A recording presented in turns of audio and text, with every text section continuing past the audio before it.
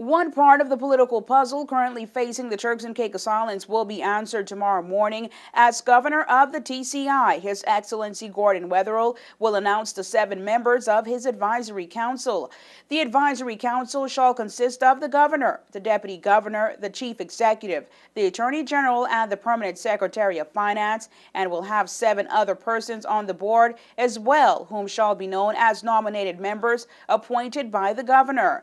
Those who are to be on the advisory council cannot be bankrupt or declared insane under TCI law. They cannot be sentenced to death or is serving or has served within the preceding 5 years any time in prison, or is a partner in a firm or director of a company which is in a contractual agreement with the government and has not disclosed to the governor the nature of the contract and his or her interest in the firm or the company. The members must take an oath of allegiance before taking up post, and he or she may be terminated by the governor of his appointment at any time.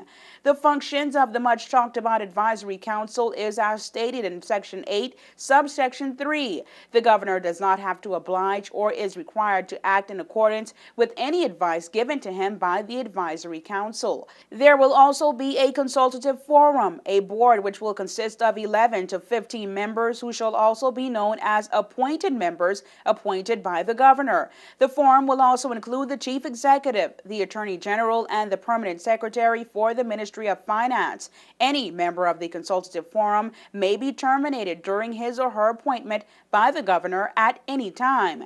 The consultative forum will execute the day-to-day affairs of the Turks and Caicos Islands in accordance with the governor. The order continues, identifying the functions of the consultative forum.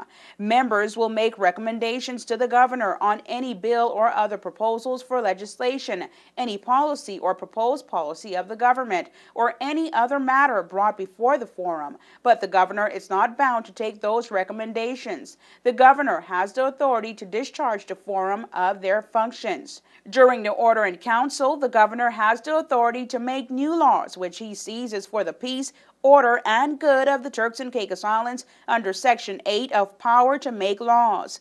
The order is to expire after 2 years unless it is continued in force or is sooner revoked by a further order in council. While we do not know the names of these advisors and consultants, plans for the UK takeover were well underway long before the announcement. In the initial part of 2009, 2 officials were appointed to the Ministry of Finance. The local police department also saw some new faces with the appointment of Neil Hall as the head of the TCI Marine Branch.